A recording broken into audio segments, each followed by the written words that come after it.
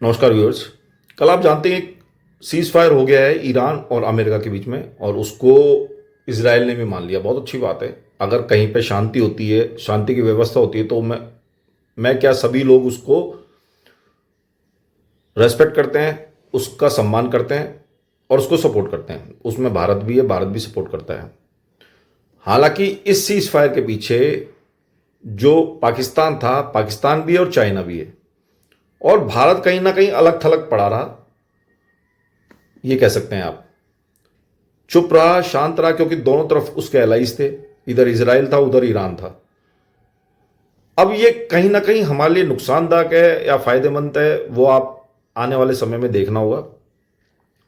मुझे तो ये नुकसानदायक लगता है। कारण इसका यह है क्योंकि चाइना बहुत पहले से ईरान का एलाई था, और अब वो और अंदर घुस गया पाकिस्तान के साथ।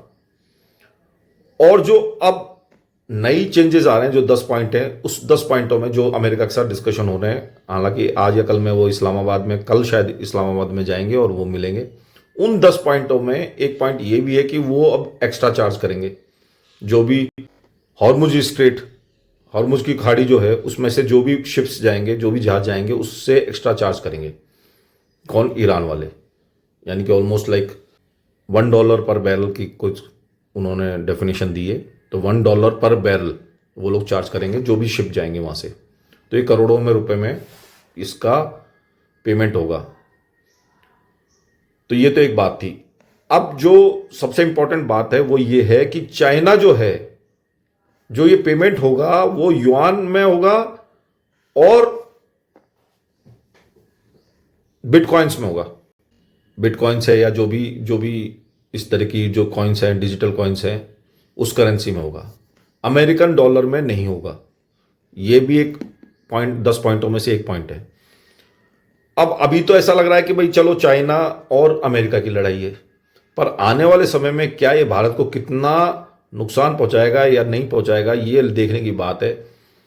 हालांकि अब जीडीपी को तो ये कहा जा रहा है कि वो 6 से ऊपर रहेगी, 7 के आसपास भी हो सकती है, क्योंकि बहुत जल्दी ये युद्ध खत्म हो गया है। बहुत अच्छी बात है। चांसेस ये है कि पूरा खत्म हो जाएगा अभी। हालांकि कल इजराइल ने,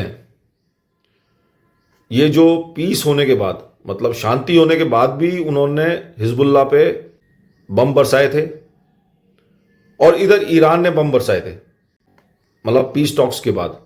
तो आप सोच सकते हैं कि अभी ये कितना स्थिर है ये सीज फायर।